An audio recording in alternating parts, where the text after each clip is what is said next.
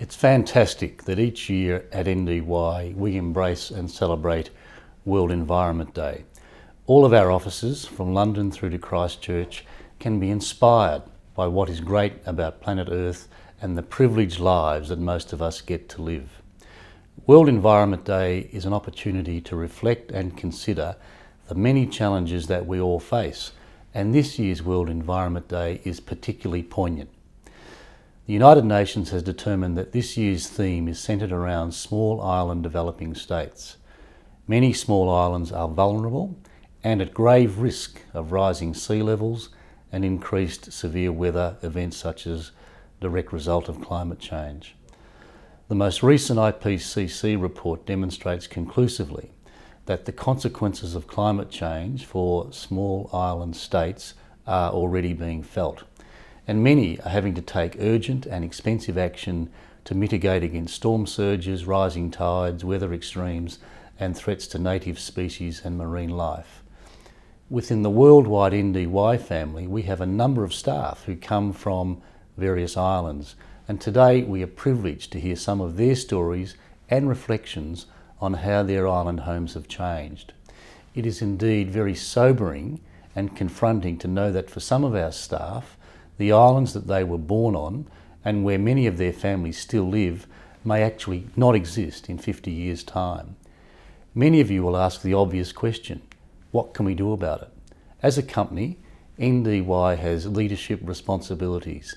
As a leading global engineering firm, we are well placed to advocate that policy development in both politics and business responds to climate change and the plight of small island states.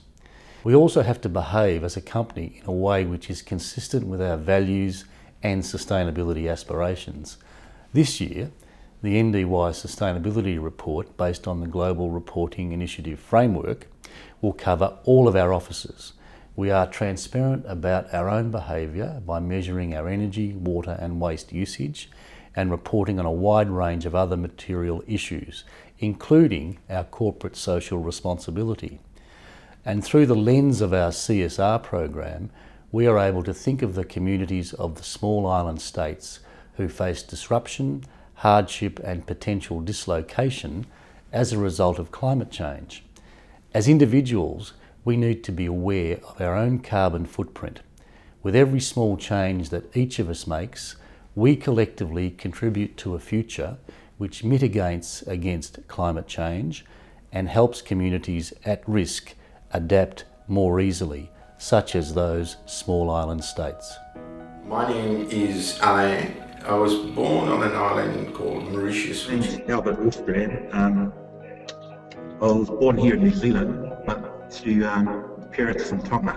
Just Spanos, and I'm originally from the Philippines, from the southern island of Mindanao. My name is Craigie. I'm the son of Dorian Meredith. She's one of 7 children. She was born on the island of Apollo in Western Samoa, in the capital city, Apia. My name is Noni. I'm in Sydney office. I'm originally from Indonesia, West Sumatra. My name's Will, and I grew up on Australia. My sisters and their kids and family are still there. Well, my in-laws, my wife's family, they're still there. I still have most of my parents there. I still have family there. Most of my extended family and my immediate family is still there. The island is actually facing possible extinction right about the 90 years time. The sea levels continue to rise.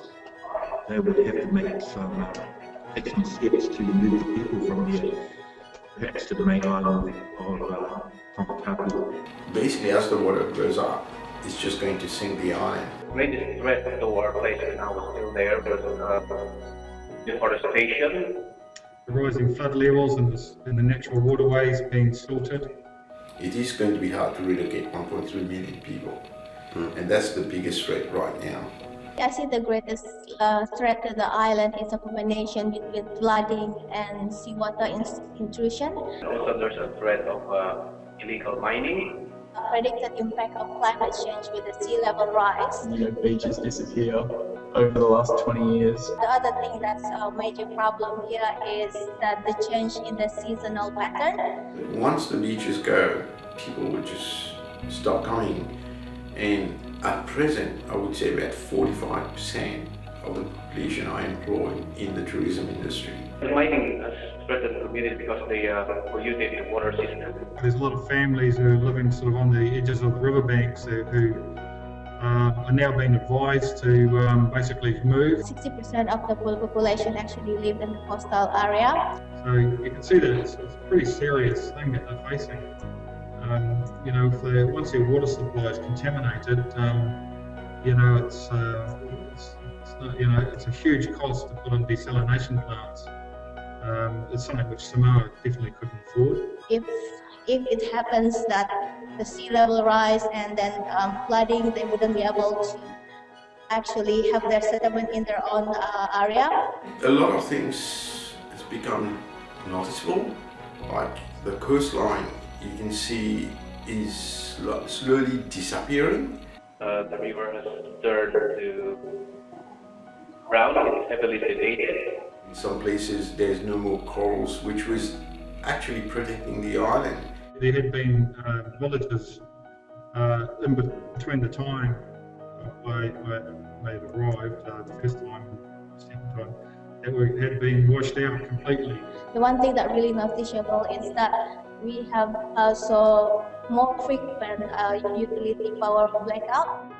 You know, over the 20 years I've lived on the island, I've seen a lot of sand on the northern beaches just slowly disappear. And the government has already started looking at things. They've had some funding from Japan. There is not so much awareness in the people on the long term of the environment, because most of them still worries about how they're going to live from day to day. They're basically trying to prevent people from losing everything. And there's large pieces of the coast now that have got concrete barriers all the way along the miles stretches of the coast. Probably go towards more of a renewable energy and be more conscious about what we do, what we use. I think the most fundamental one is people to change the point of view and how they see the environment. By living more simply and within our means, the sooner we accept that things are changing, the sooner we'll look at creating viable ways to combat that and get around it. I think governments working with other governments and coming from the top and also coming from the bottom. You know, the people who taking initiatives themselves don't have to wait for the government to tell them what to tell. Reducing the effect of the climate change, probably use a more economic car. Have a garden. Ideal, got one.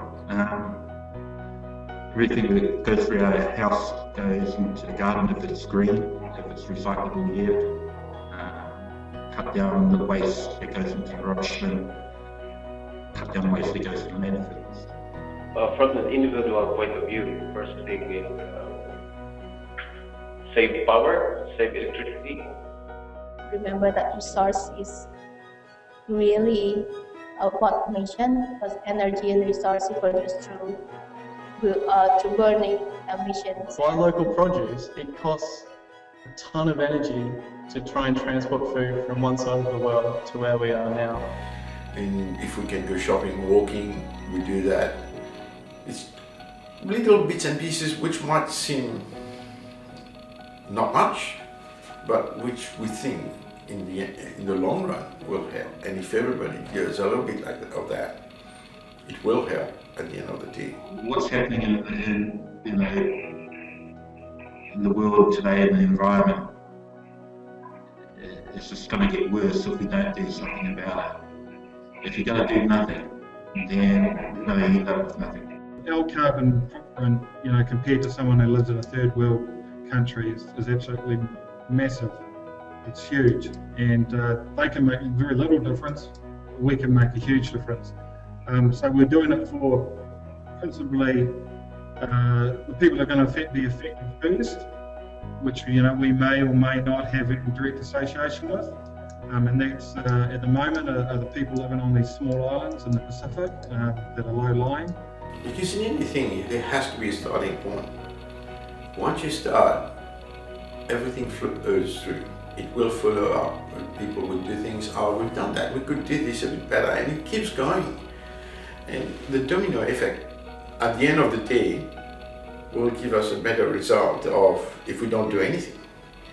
So that's why people should start thinking from now. Change of attitude. I think a change of attitude, you can change the world. World Environment Day does provide the opportunity for us to reflect on our actions and their impact on our planet. At NDY we have the opportunity to work with our clients to reduce the carbon footprint of their developments, and we're also working to reduce our own energy consumption and minimise our waste generation as a contribution to the sustainability of the planet. Thank you for sharing their stories. The islands that they and their families have called home at various times are indeed vulnerable to the impacts of climate change, and this vulnerability highlights the importance of us maximising our efforts to minimise our carbon footprint. It is very much apparent that NDY will need to take a strong leadership role along with other companies in this context, and I look forward to working with our teams as we strive to make a difference.